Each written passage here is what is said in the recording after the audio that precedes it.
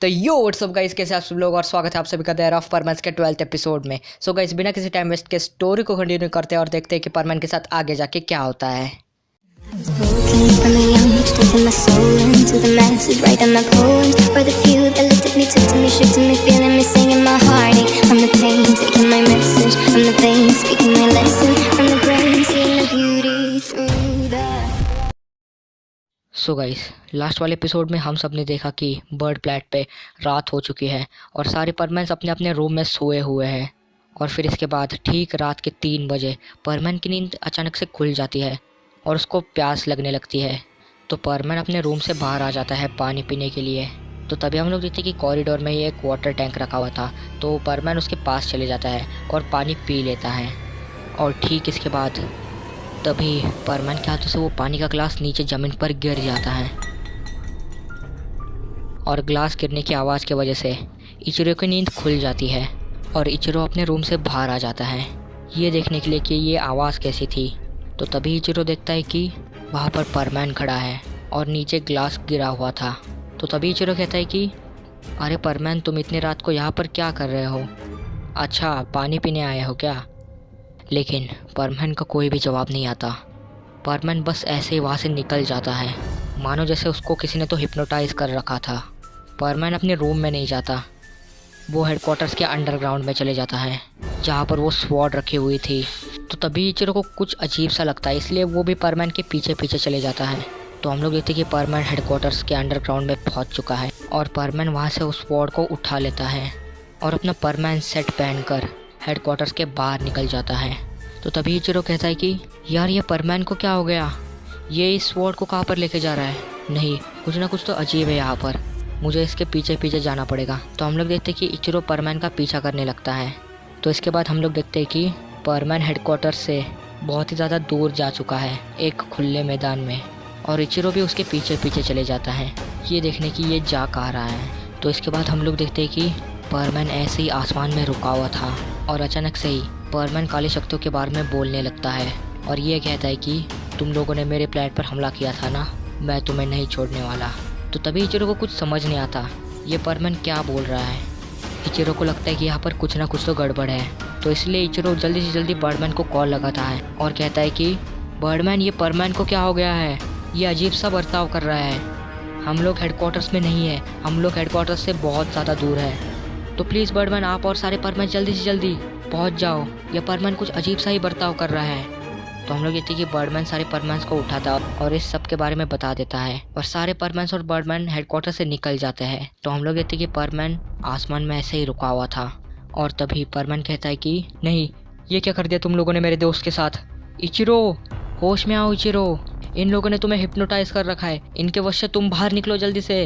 तो तभी इचिरो को कुछ समझ नहीं आता ये परमैन क्या बोल रहा है। और फिर इसके बाद हम लोग देखते हैं कि परमैन की नज़र अचानक से इचिरो के ऊपर चली जाती है और परमैन अपनी स्वॉर्ड निकालता है और एकदम तेज़ रफ्तार से इचिरो की तरफ बढ़ने लगता है और उसके ऊपर हमला कर देता है।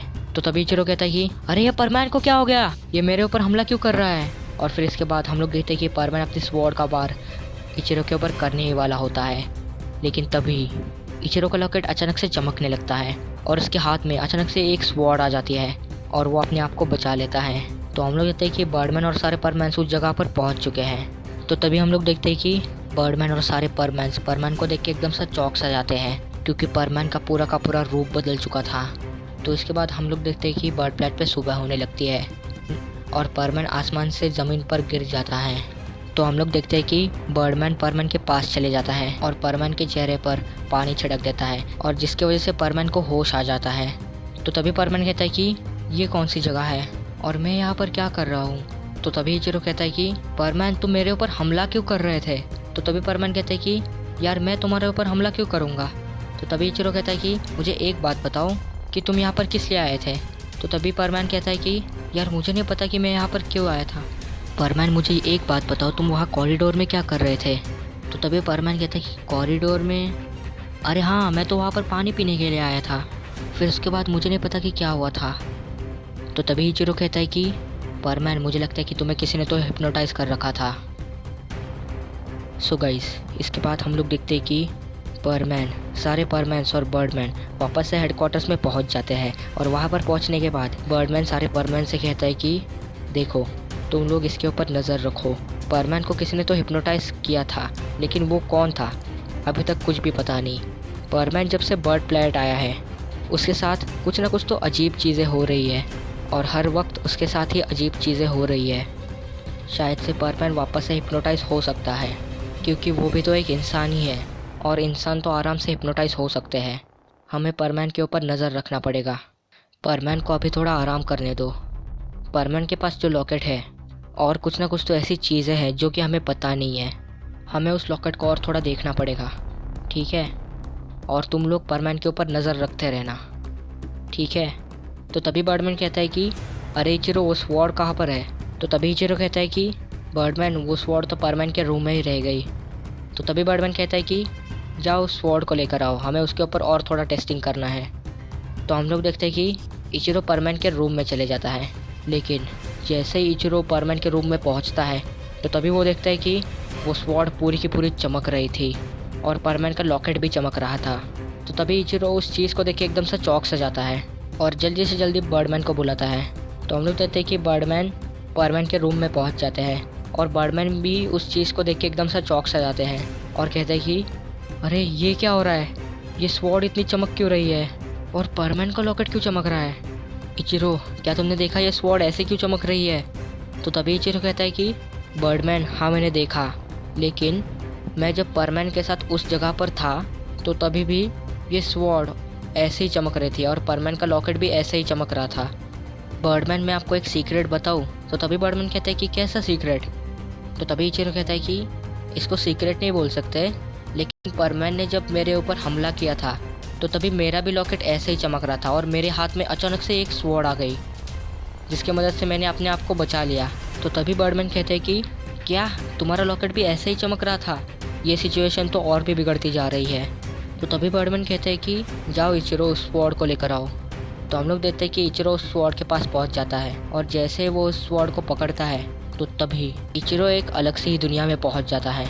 और तभी इचिरो देखता है कि वही सीन जो उसके साथ कुछ देर पहले ही हुआ था, उस खुले मैदान में परमैन की जगह पर वो खुद इचिरो खड़ा था और उसके पास वो स्वॉर्ड थी, लेकिन लॉकेट उसका खुद का था जो कि चमक रहा था और उसकी स्वॉर्ड भी चमक रही थी, लेकिन उसके स्वॉर्ड से एक खतरनाक डीमन वाली पावर बाहर निकल रही थी। और उस खुले मैदान में जहाँ पर इचिरो खड़ा था उस जगह पर परमैन था और वहाँ पर इचिरो और परमैन लड़ने लगते हैं, लेकिन इचिरो को कुछ भी समझ नहीं आ रहा था ये सब कुछ क्या हो रहा है। वो पूरा का पूरा हैरान हो गया था। वो एक ही जगह पर रुका हुआ था और उसके पूरे बॉडी से पसीना निकल रहा था, क्योंकि उसको यकीन ही नहीं हो रहा था कि उसके अंदर इतनी ज़्यादा खतरनाक डीमन पावर कैसे हो सकती है। तो तभी बर्डमैन कहता है कि अरे इचिरो, क्या हो गया तुम्हें? तुम्हारे पूरे बॉडी से इतना ज़्यादा पसीना क्यों बह रहा है? तो हम लोग देखते हैं कि तभी इचिरो की आँख खुल जाती है और वो ज़ोर ज़ोर से हाँफने लगता है और उसका सर ज़ोर ज़ोर से दर्द करने लगता है। तो तभी बर्डमैन कहता है कि अरे इचिरो, तुम ठीक तो हो ना? तो हम लोग देखते हैं कि तभी बर्डमैन इचिरो को पानी दे देता है। तो तभी इचिरो पानी पी लेता है और कहता है कि यह अभी क्या हुआ था? बहुत ज़्यादा खतरनाक सीन था। तो तभी बर्डमैन कहता है कि इचिरो, तुमने अभी क्या देखा? तो तभी इचिरो कहता है कि बर्डमैन, मैं आपको थोड़ी देर बाद बताता हूँ। तो तभी बर्डमैन कहता है कि अच्छा ठीक है, तुम पहले जाके अपने रूम में आराम करो, मैं इस स्वॉर्ड को लेके जाता हूँ।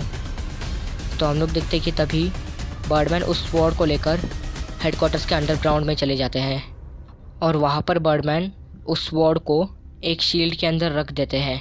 तो इसके बाद हम लोग देखते हैं कि बर्ड प्लैनेट पे वापस से रात हो चुकी है और तभी बर्डमैन सारे परमैन से कहता है कि देखो, शायद से परमैन वापस से हिप्नोटाइज हो सकता है, तो तुम लोग तैयार रहना, हम लोग उसका पीछा करेंगे और देखते कि वो आगे क्या करता है।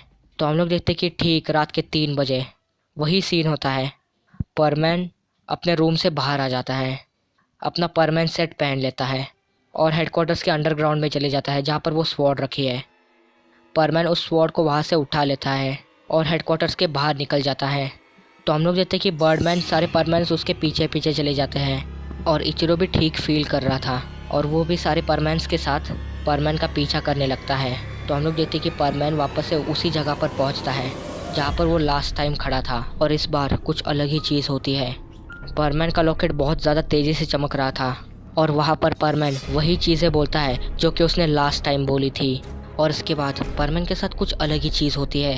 परमैन का लॉकेट बहुत ज़्यादा तेज़ी से चमक रहा था और उस लॉकेट में जो काला पत्थर था, उस पत्थर से बहुत ही ज़्यादा तेज़ रोशनी निकलती है और उस रोशनी की वजह से परमैन के हाथ पर, जिस हाथ से उसने वो स्वॉर्ड पकड़ी थी, उस हाथ पर एक डार्क सिंबल बन जाता है। तो इसके बाद हम लोग देखते हैं कि बर्डमैन और सारे परमैन्स उस चीज़ को देख के एकदम सा डर सा जाते हैं। तो तभी बर्डमैन कहते हैं कि ओह नो, ये परमैन को क्या हो गया। परमैन पिछली बार से भी बहुत ज़्यादा अलग लग रहा है और परमैन के हाथ पर ये मार्क कहाँ से आ गया, ये सब कुछ क्या हो रहा है। तो इसके बाद हम लोग देखते हैं कि यहाँ पर सीन कट होकर बर्ड प्लैनेट से बहुत ज़्यादा दूर, कई लाइट ईयर्स दूर, जहाँ पर एक प्लैनेट पूरा का पूरा तबाह हो गया था उन काली शक्तियों की हमले की वजह से। उस प्लैनेट पर पूरी काली शक्तियों का कब्जा था। उस प्लैनेट पर सारे के सारे डीमंस खड़े थे और उन सारे लोगों में एक लड़का भी था जो कि एक डार्क परमैन है। और तभी वो डार्क परमैन एक खतरनाक वाली हंसी हंसता है और कहता है कि ये तो बस एक शुरुआत है। सो गाइस, अगर आपको ये वाला एपिसोड पसंद आया होगा तो वीडियो को लाइक जरूर कर देना। चैनल पे नए हो तो चैनल को सब्सक्राइब कर देना और नोटिफिकेशन बेल को भी ऑल पे सेट कर देना, क्योंकि मैं ऐसे इंटरेस्टिंग परमैन से रिलेटेड फैन मेड स्टोरीज इस चैनल पे लाता रहता हूँ। सो गाइस, बस आज के लिए इतना ही। मिलते हैं अगली वीडियो में। बाय।